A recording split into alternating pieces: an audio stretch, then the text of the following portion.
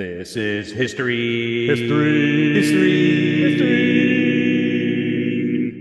Made up as we go along. Welcome, everyone, to History Improv'd, where a history expert surprises us improvisers with a historical event that we then act out on the spot. I'm Steve Fate, along with Trent Edwards. And Trent, we moved way forward in the historical timeline for this one. We sure did. This is our most recent event. It is a big one, though. It's definitely worth an episode. It is.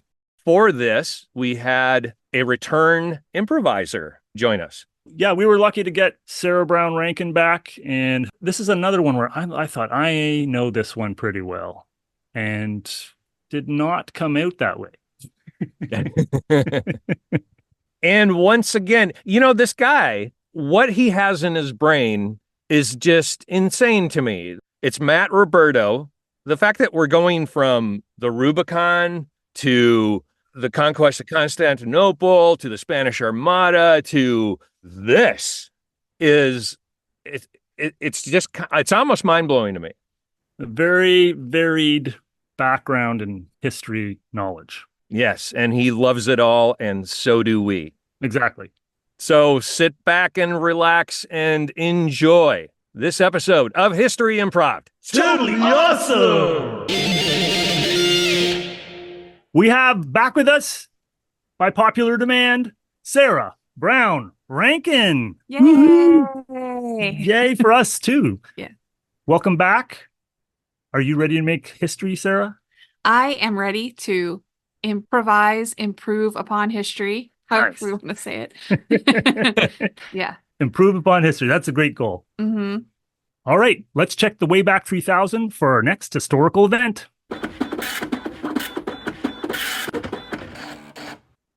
Oh. Trent's going to play the Canadian card. I just know it. Hey. The Watergate Burglary. 1972. I know a lot about this event, actually. Watergate, England. There was a burglary. I'm kidding. I know Watergate. Okay. I'm sitting here thinking, I think I know what Watergate is, but then I'm believing you. I'm like, maybe that's also something that happens. Yeah, you're like, I'm so American-centric.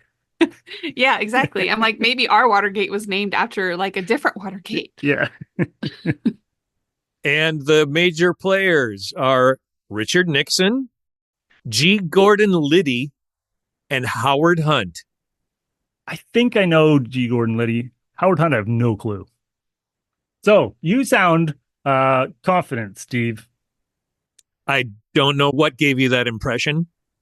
Because you're like, Trent's going to play the Canadian card. I know this stuff. He doesn't. Oh, no. I just assumed you would play the Canadian card, period. Okay, so if you can play the Canadian card, what card do I get to play? Just that I went through an American school system card? But I think you do know this. I picture this being in Steve's realm of geekhood. Well, we will see. But I will give it a shot. All right. All right. And I believe Audrey is standing by on sound effects. Yes, she is. Excellent. We open on a dimly lit hotel room. We gotta get in and out. We can't let anybody see us. This is highly sensitive burglary. Yeah. And probably would not be perceived well by certain people. Not that they have the right to have perceptions. If you say so, boss, I say so. So I just know that Mr. Liddy is going to be really pissed if we do not pull this off. There's some documents in this hotel that are going to really blow the lid off, I think, of our great president if we don't steal him. Look, relax. We are on the right side of history here. Okay? We're doing the right thing. We're working for the greatest American president that there's ever been. And everyone is going to think that throughout all of time. So you relax. We're good at what we do. We're going to get in. We're going to get out. Room service. Yeah, thanks. Thanks, bub. I did order some cheeseburgers. I thought we needed to fuel up. Totally. Yeah, just put them over here. Oh, you got it. Okay. Oh, hey, what are these plans? Plans? No, what plans? Hey, bub, here's $5. Scram. Oh, well, thank you very much. In $1972, this is quite a tip. That's very strange of you to mention 1972, but yeah, it's a pretty good tip. It's modern day. This is, I'm a bit of a big spender. Yeah. Look, I'll test my theory for you. Hey, man. Yeah. You Democrat or Republican, right? What side are you on? Oh, I don't vote. See? You some kind of hippie? You don't vote? I don't believe in it. Yeah, see? There's no risk. There's no risk at all. He has no skin in the game. Yeah, whatever game that's that you're referring to. Yeah, I have no skin there. Oh, man, this guy won't leave. I know, right? Well, what's it worth to you? Oh, you're gonna play us hard like that, hey? All right, it's worth another tenner. Whoa. Oh. Tenner? You didn't see a thing. Take the money and go. Yeah, we're just gonna enjoy our cheeseburgers. Okay. Well, I will accept your generous donation to the Waiters of America, and yeah. Oh, and say hello to the Democratic Convention while you're here. See you later. That was strange. He added that at the end about say hello to the Democratic Convention while we're here. Yeah, like why he doesn't vote. What does he care about politics? I don't know about that guy. Yeah. He seems shady. Like, we're on the right side of history shady, but he's on the wrong side of history shady. Yeah. You know what? But I'm going to keep my confidence. Definitely. We got this. We got to think positive. Okay. I'm thinking positive, boss. I got the key, but I tried to get one of those skeleton keys and it's not working. Ooh, man. That was your one job. That was my one job. That's true. That was your one job to try and get the key. Okay. Yeah. In my defense, I did get a really cool looking key. It's got like a little skeleton up here. Check it out. Yeah. Yeah. So, I kind of did my job, but just not perfect. One other thing, this hotel we're in, I didn't check to see if there's any security or anything. I thought, I'll get this skeleton key from my buddy and that should be good. And, you'll take care of everything else. That's fair, right? Fine. You know what? A way is going to open. A way is going to open because this is what is supposed to happen. Okay. Cut to the Oval Office. Trent, that is in the White House, in case you... Okay, we're in the Oval Office in IKEA. This is a very pretty room. I love the furniture. No, okay. Howard, do we have the people in place? Yes, we do. It's a crew that has been vetted by Mr. Liddy himself. So I think everything should go off without a hitch. Now, could you run me through this plan again? I thought that I should keep some kind of plausible deniability for you, so I didn't really run you through it, but I could give you some big strokes. So, Mr. Liddy, you got this crew of very Republican-friendly characters. Oh, I like that. Yes, they love you, as we all do. They are going to the Watergate Hotel, break in, and steal all the files. They're going to steal all the secret files that the Democrats don't want anyone to know about, and it'll compromise their whole convention. Wait. Break in? Yeah. But, who said anything about a break-in? Well, talked to Mr. Liddy, and he said, this is a very important election, And we can't just go around pussyfooting around with kid gloves. So we're just gonna, think a little outside the box, stretch the law a little bit, and it's for a greater good. Howard, I cannot be implicated in this. Don't worry about a thing. There's no way this comes back to bite you. You, sir, are going to be an 8-year president. 2-term, you got this. We cut to a dark hallway outside room 173. Oh my gosh. This is such a dream. I've always wanted to work for the Washington Post, and I made it. And then we are on the biggest assignment you can imagine. I am so excited. Oh my God. This is such a big scoop we're going to get. I'm sure of it. We are at the ready. We've got our binoculars. We've got our pencil and our pad to document everything that's going to happen. You're just going to have to draw in detail everything that you see. Miss Moore in grade 8 said I have an amazing eye for details in my portrait class. All right. Well, you got your disguise, right? I got it. We got to tail these guys. We can't just look like Washington Post reporters out here. Okay. I'm a wonky guy. You are not going to recognize me as anyone related to the media. Okay. Well, that's great. I had a full prosthetic made, so excuse me. Holy. Yeah. That's incredible. I didn't know we had the technology to make stuff like that this year. Now I'm taking on the appearance of a 4-year-old child. Wow. Oh, excuse me. Just getting through here with the room service. Excuse me, child, and a werewolf. Interesting. Oh. Don't mind him, sir. That's just my dear dad. It's expensive. Razor's expensive in today's inflation. Don't get me started.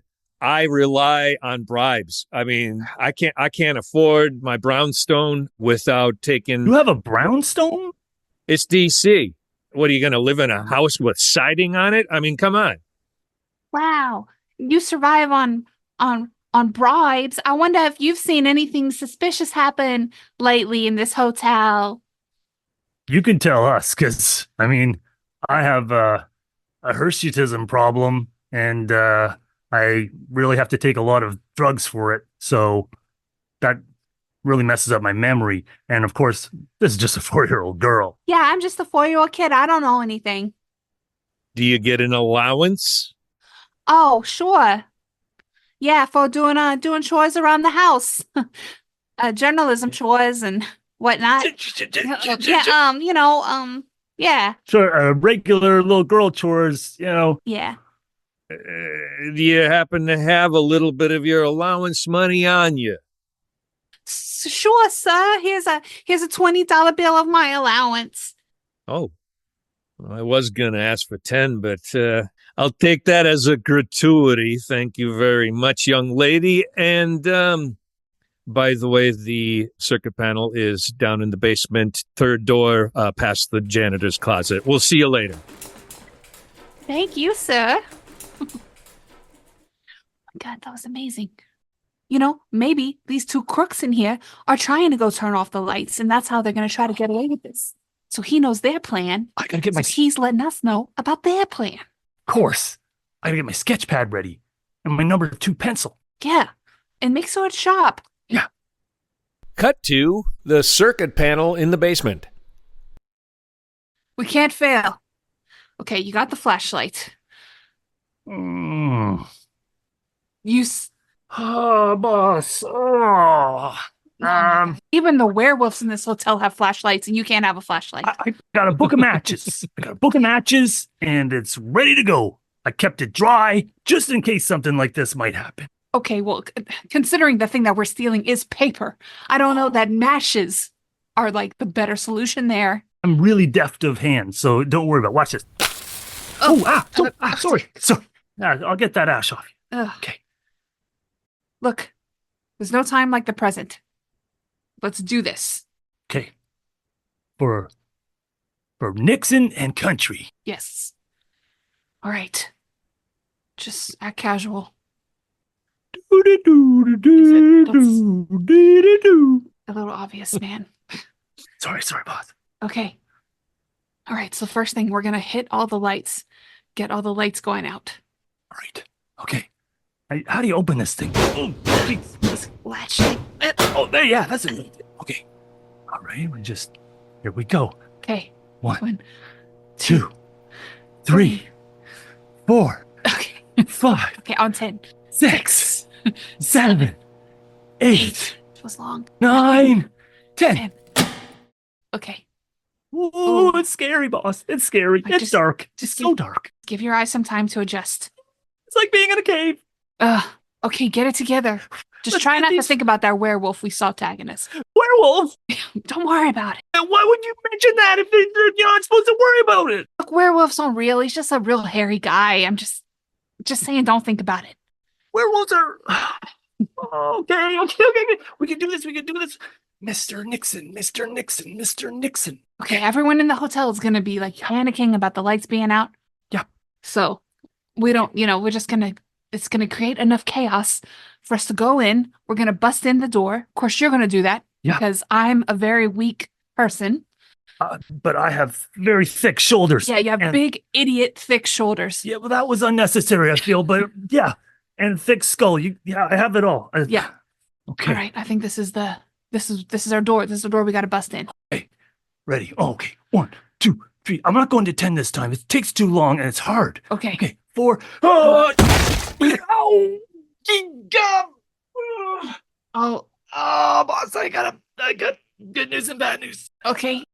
Good news is I think I broke the door, but bad news, I also broke my shoulder, I think. All right, you'll be fine. Just suffer through it, okay? Okay. Mm-hmm. What are you showing there? There's papers. But we got the files that we need? We got the files. That's what they asked of us. Great. Just get back to the room, order some more cheeseburgers, and burgers. Yeah, we just gotta try to put this behind us. Can I get extra cheese this time, boss? We cut to the presidential bedroom late at night. Hello. Hello. I want you to know the deed has been done. Okay. And I'm going to protect you from the details, Mr. President. I can't claim that it went smoothly, but I can say that the papers are in our possession. Now, when you say not smoothly, did somebody die or something? No. Oh. No. Oh, okay. All right. I didn't know that you'd care. It's good to know that. Well, I don't want to be seen as a heathen or something like that. I just want to make sure that there's no injury. There's no injury. Okay. But sir, Yes. just since we're talking, it's late. You don't have anything else to do. I mean, have you checked in on the polls? Because I think you do sort of have the effect with the American people of someone who might kill someone.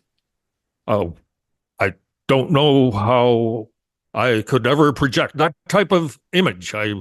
What did I say?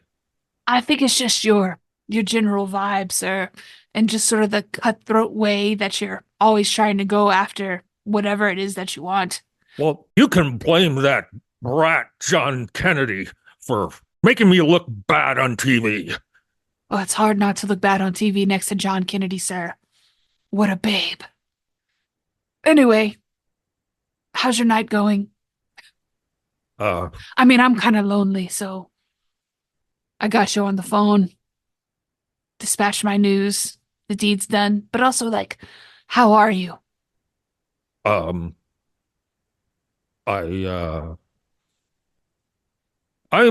going to hang up now.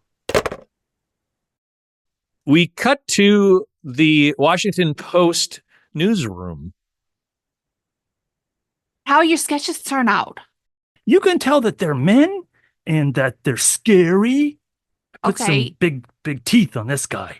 Okay, I can tell that they're men because you put ties on the stick figures, but I don't feel like this is a very descriptive drawing. Well, I mean, I'm more of an impressionist. It's not for an Oh exact. my God. It's not like the way you might draw it, but that's my art. Woodward, Bernstein, in my office now. Yes, sir. Yes, sir. Yep. Okay, on our way. Oh God. So, we got an excellent drawing of a very huge scoop. We caught together a couple guys breaking in to the Watergate Hotel, the Democratic National Convention. We caught them. Yeah, we saw him with our own 2 eyes, sir. Mm-hmm. Is that what this is supposed to represent? This crayon drawing? Yeah, clearly. Look at the fingers. You see the white blob by the fingers? Democratic National Convention files that are very sensitive. I wrote in little red crayon top secret. Well, Woodward, I guess your skills are improving. Thanks, boss. Think we're ready for the Pulitzer? Look, sir, I know that we're like junior reporters, but I'm glad that we got to take a crack at this, and I'm hoping that we can really shake things up around here. Yeah. We want the corner desk, right? We're ready to follow this for years. Excuse me. Hello. Who's this?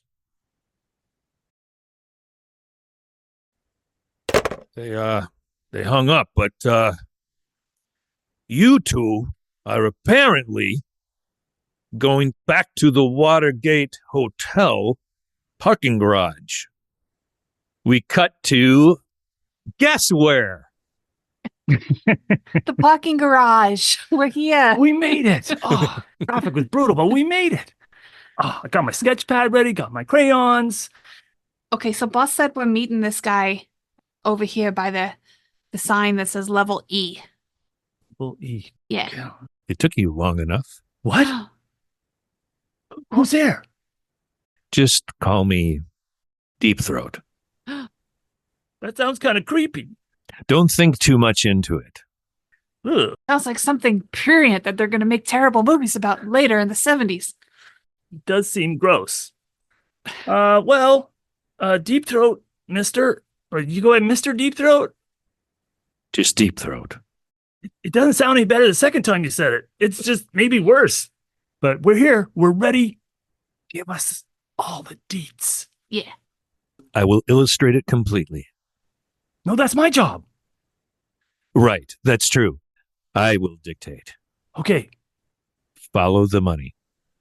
Follow the money. I'm going to draw a big Okay. bubble and write follow the money. Okay, follow the money to... Oh my gosh, he's walking away. He's walking away. Like, that's all he's going to say. That's all he's going to...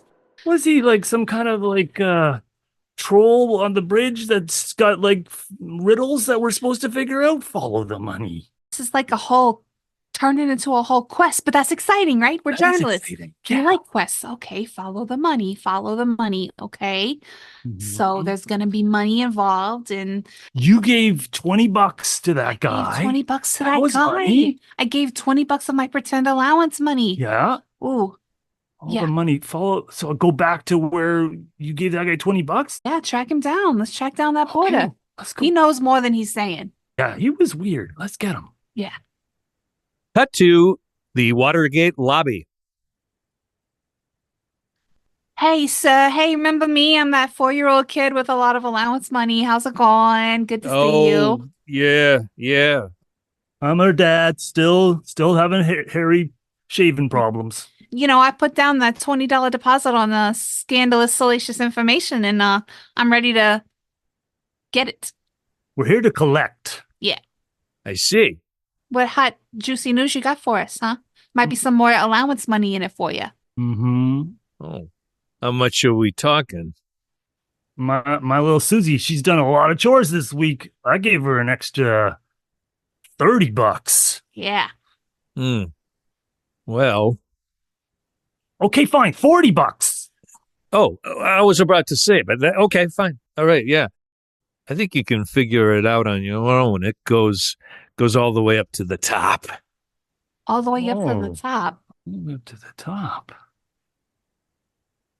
Like the top of the hotel? Like the penthouse? Hmm. What they got up in the penthouse right now? Well, maybe it's up to you to find out.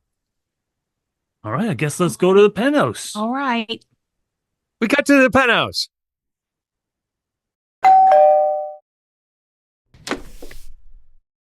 Hello?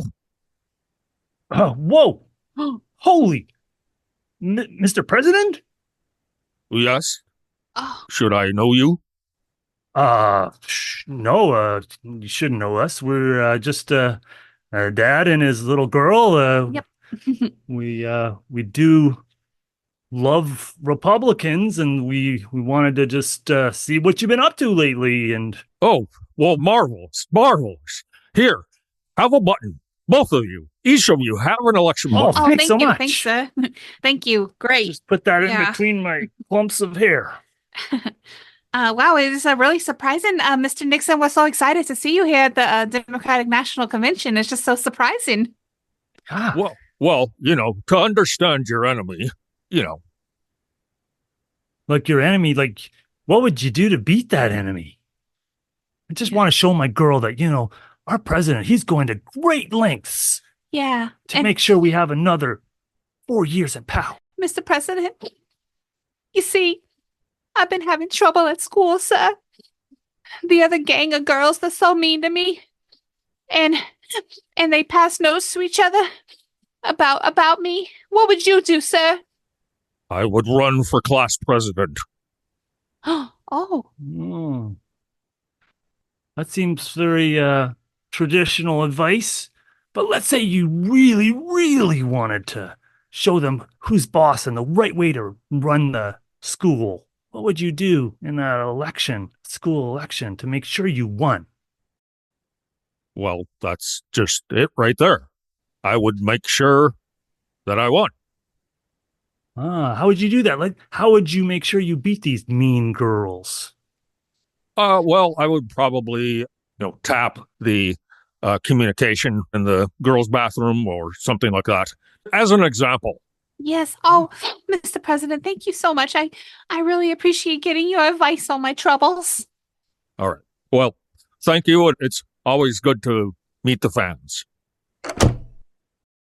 You know what he was implying, right? Oh, yeah, totally. He's wiretapping and spying on Oh. the Democrats. His enemy. His Oh. enemy, right? Because he's got to Yeah. win the election. Yep. And he's spying on the Democrats. Yep. I mean, he pretty much spelled it out. These guys that broke in, they were working for him. We knew they were so suspicious. We know they're working for them. We gotta follow them. We can track this story down, get our Pulitzer, all of that. Exactly. We're going to bring the whole government down. Mm-hmm. Oh, yes. And then Deep Throat will come out and he'll take a bow right away. This is great. We're all going to be heroes. Yeah. Yeah.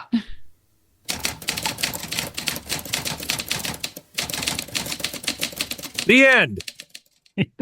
Oh God. That's the second time I've had a disguise, a character in disguise. That's my signature That's- plot device. Exactly. Yeah. But you had company this time. Yeah. Yeah. This year I had a werewolf. Yeah. Something about it, like, because the last one we did that I did was the Spanish Armada, which is much longer ago. Yes. And I felt like I felt less shame Yes. about not knowing anything about that Yeah. than this. Yeah. Sarah, thanks so much for joining us again. Yeah, thanks for inviting me. Thanks so much. All right. Yeah.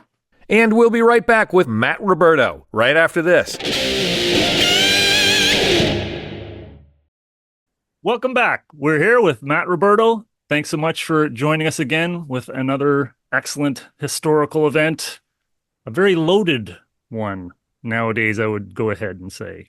Definitely. Nixon did tell the Secret Service to let a werewolf and his child into his penthouse hotel room, right? Not that I'm aware of. Not that. And right now, just saying not that I'm aware of makes me feel like I'm in Watergate. That's right. That's right. I cannot recall. So this is something where in our last episode on Istanbul, I hadn't been there, but the Watergate Hotel I have been to. Yeah. And so I have stayed there, and I went, oh, this is how the other side is living. That was one of my early recollections at 17 years old. I had the knowledge to realize, yeah, this is interesting. What a very nice hotel, because as a 17-year-old, all I thought of when I heard Watergate was Richard Nixon and the burglars that broke into the Watergate Hotel to bug the Democratic offices. And that hotel was not the Mar-a-Lago of its day. No, no, that's something. That's another historical event. We might have to wait a number of years to get to, Yeah. but boy, well, that one will be a long one too.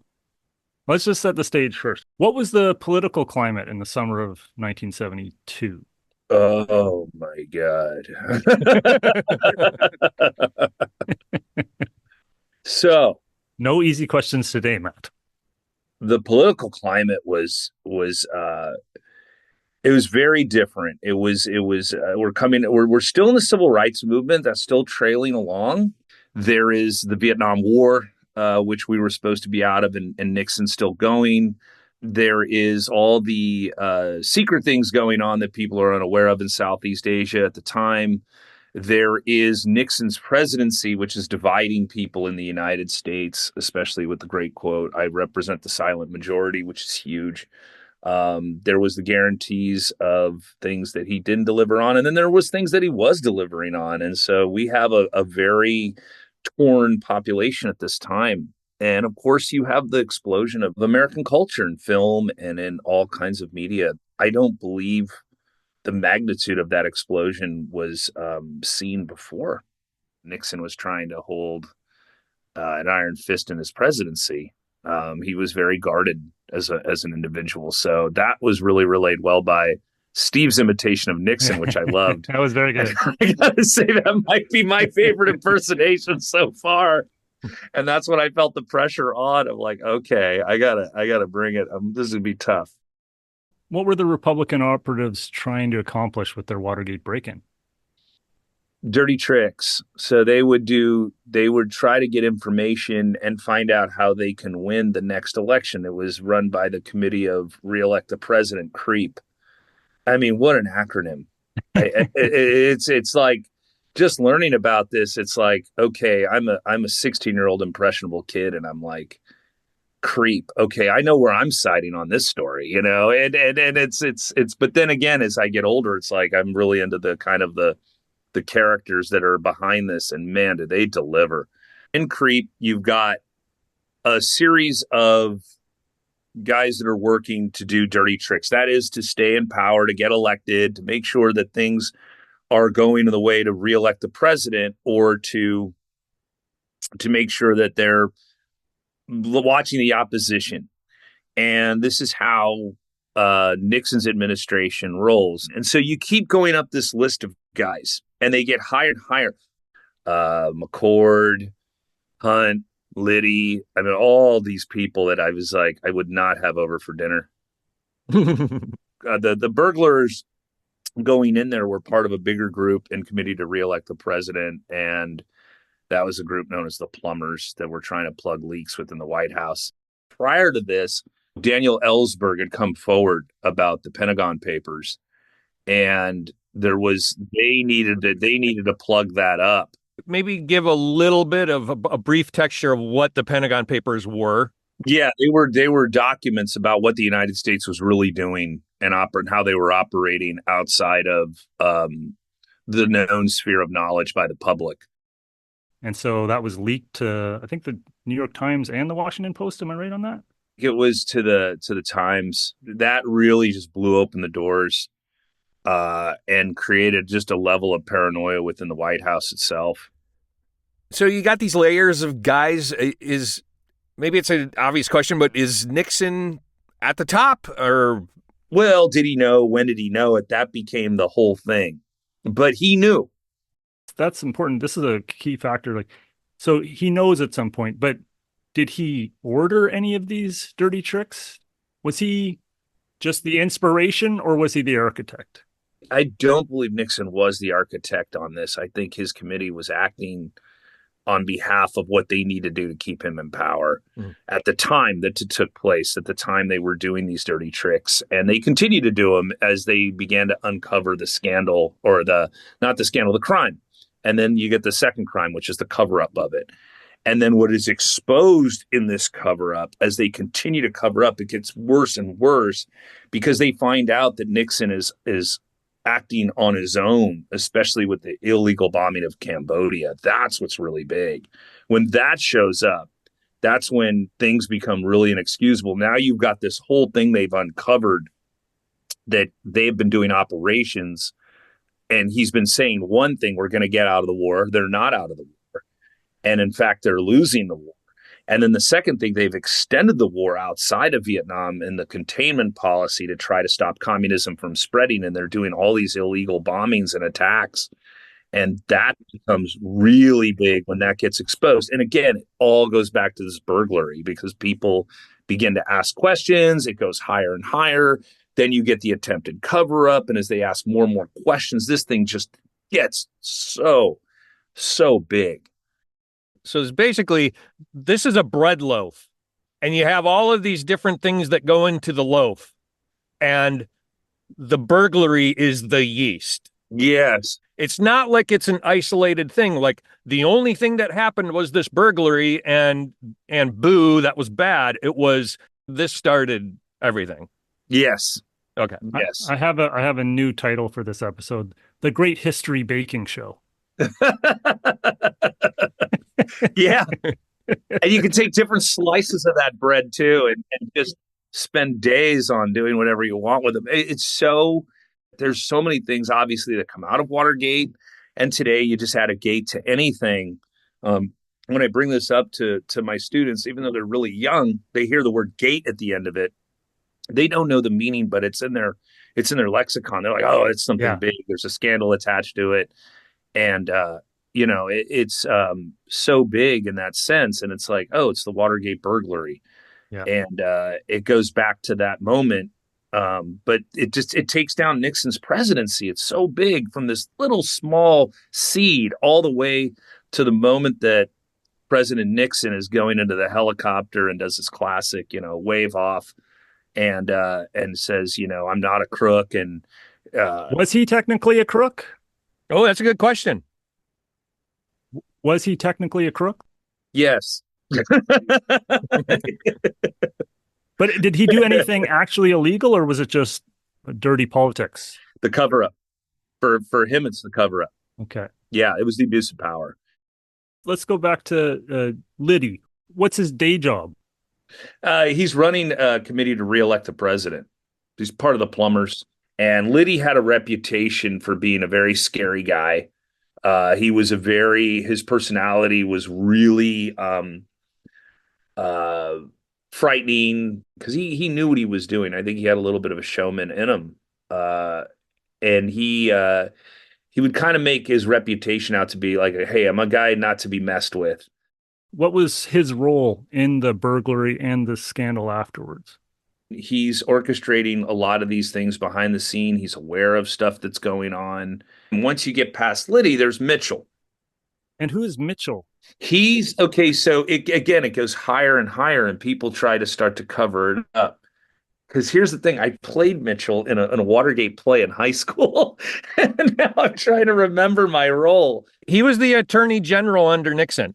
There you go. He's controlling a lot of what's happening. They're trying to stop that information from getting out. They're trying to, and it just keeps going higher, and they keep exposing these guys, and then they get caught again. Once they find out about the burglary, what's going on, who's involved, then people like Mitchell are trying to cover it up. So you get this second crime taking place, which is the cover up of the burglary, and trying to detach it from Richard Nixon that he didn't know. How did Howard Hunt play into the scandal? Hunt was CIA early on, and then he joins the committee to reelect the president. So these guys have like a lot of background in kind of these shady ops and covert operations, and so that's where they're the perfect guys to orchestrate these type of activities that are going on. that you're dealing with guys that are really smart, they know what they're doing, but they're not guys that, in the sense, are really good criminals. They're guys that are really good operatives. So they don't know how to cook books or what to say or when to say. They're not used to it.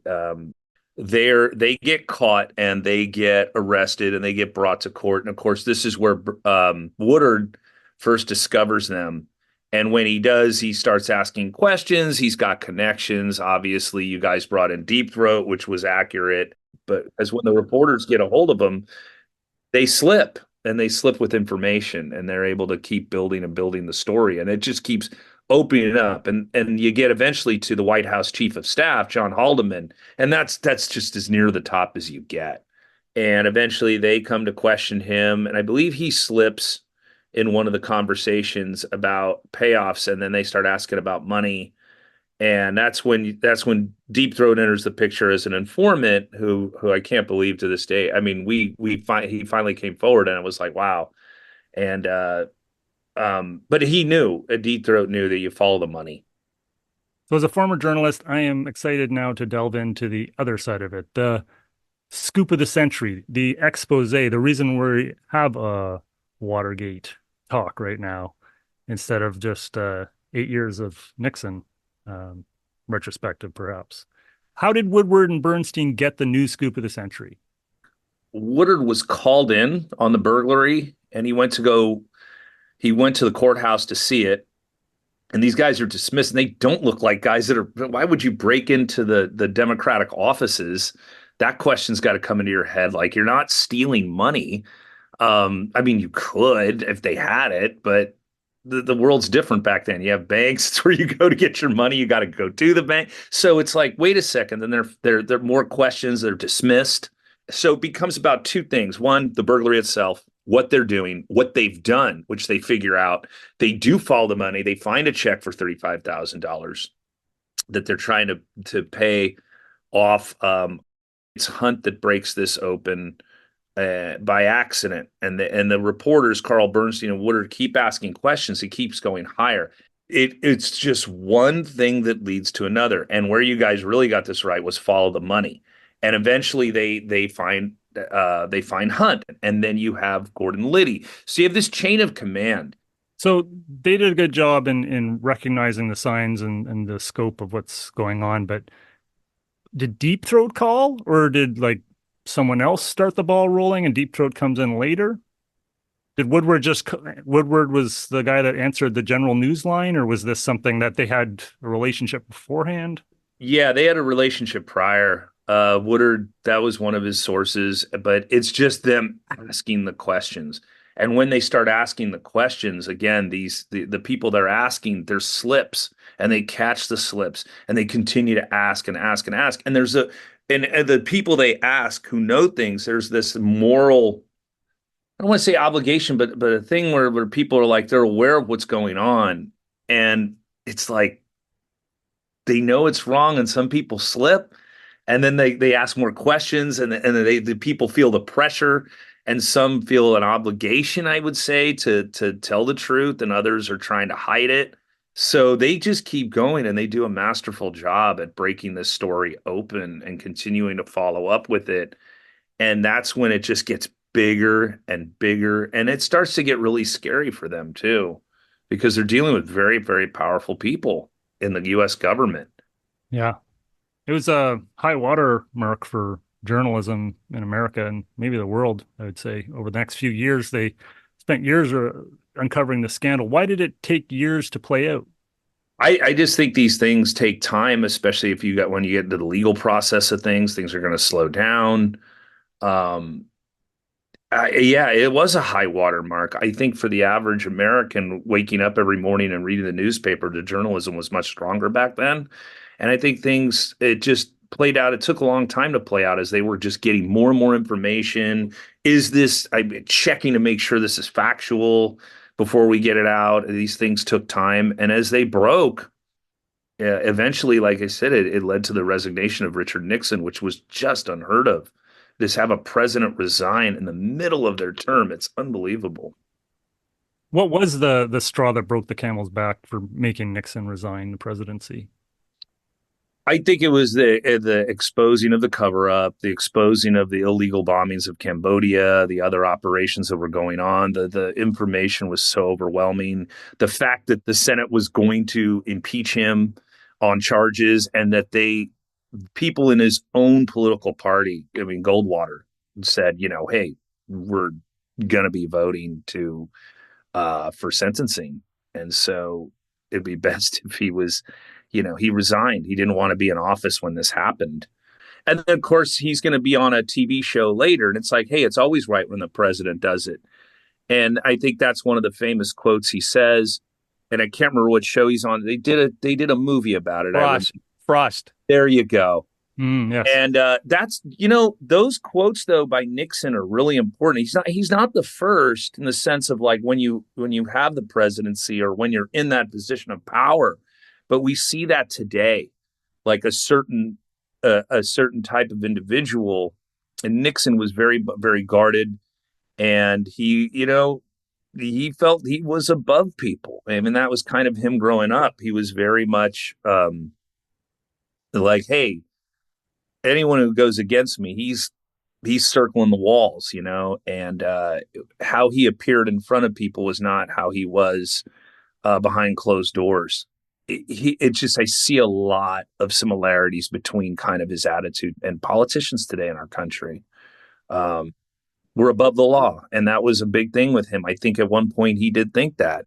It was a different time in the United States. It changes in the next 4 years quite a bit. We go from kind of a teenager looking in the mirror going, oh man, I'm in the principal's office. I got to come forward and come correct, to a moment like, I don't have to change. I could be whatever I want to be. I want to be the image that I'm not, and it's really an interesting time period, what takes place before this and after this. And of course, one of the biggest things that happens out of this is Ford eventually pardons Nixon, which that is a big moment, because it really says, when you're in this network, there are ways to take care of the powerful and the elite, and the pardon is huge. And we see that constantly today. We talked a little bit about the timeline. I think it's easier for us to look at things now, and I do it myself when I reflect on Watergate and the timeline. The inclination is to think, okay, burglary, next day, publish in the paper, hey, there was a burglary last night. That type of thing. But Nixon resigned like 1974. Mm-hmm. So he's been in office for another almost 2 years before he actually ends up resigning. And I think that we don't really think about that now because of how fast things move and information moves and things are exposed so quickly and stuff. Yeah. Yeah, now, I mean, the information, it's unbelievable how fast it moves. And but not only that, I think with journalism, it's fascinating that there's just so much that comes out that's not fact checked and researched, and it just, the way things move now, it moves so much quicker. And yet some things are still the same, courts and dates and trials, and those things take time. But like information, the ability to get it out there is so quick. And yeah, in the 2-year period, Nixon is gone. He's resigned from office 2 years into his term. And I think it's just so fascinating to me, because growing up in the post 1980s, when I bring up Nixon, there's a lot that happens between 1974 and 1980. But Nixon was always this real stain on the Republican Party. And often they don't look at, like, I remember, like, I talk about Nixon, I think about the things he did, and it's like, yeah, there's his presidency, what he was doing. There is the American public and how they're all feeling. And I'm a little child of this moment. And then there's like Nixon's policies domestic, and there's Nixon's policies abroad. And then there's Watergate. And Watergate is like its own thing that starts exposing and starts permeating into into the world that we were all living in. But it's so, when people would say, oh, but Nixon did all these things, the EPA and the Environmental Protection Agency, and you find out that he did a lot of these very liberal programs, and that's his presidency. And then again, there's Watergate, and Watergate is connected to all this. It's the scandal that takes down a president. It's a crime, and then that turns into the cover up, and then it exposes a lot of things he was doing outside of what we knew.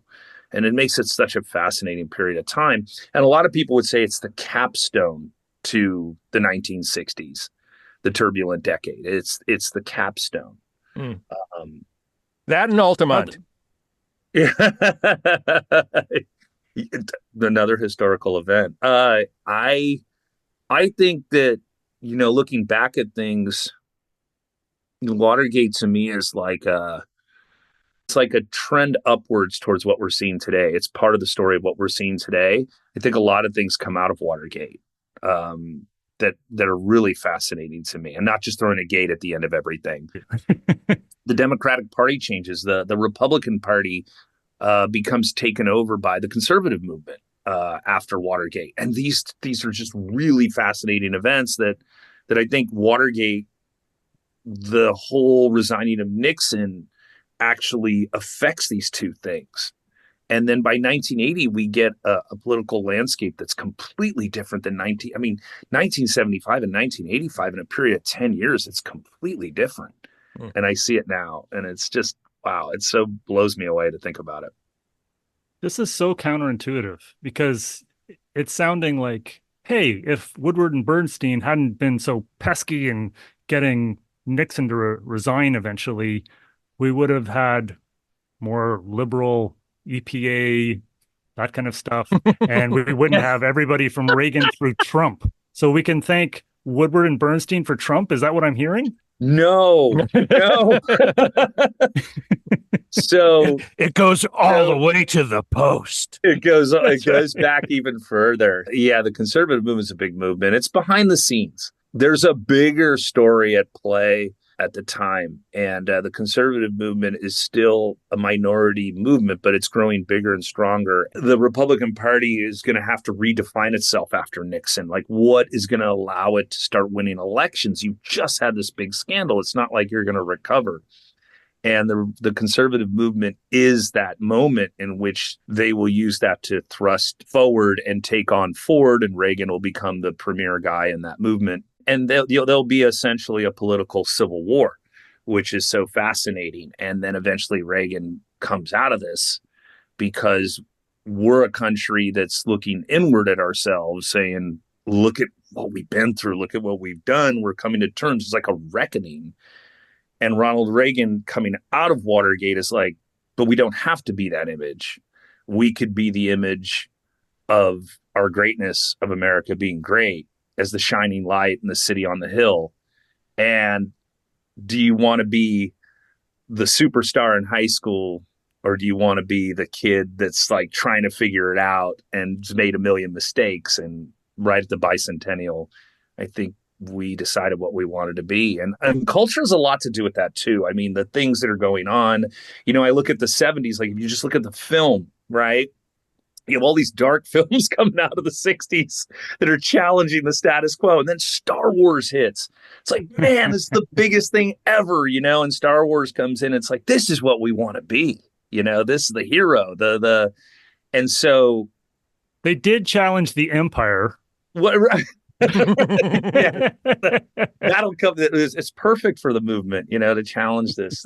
Small government, leave me alone. Let me have my business. Let me do what I want. But I mean, Watergate's there. It's this. It is a moment, but I don't think it's the beginning.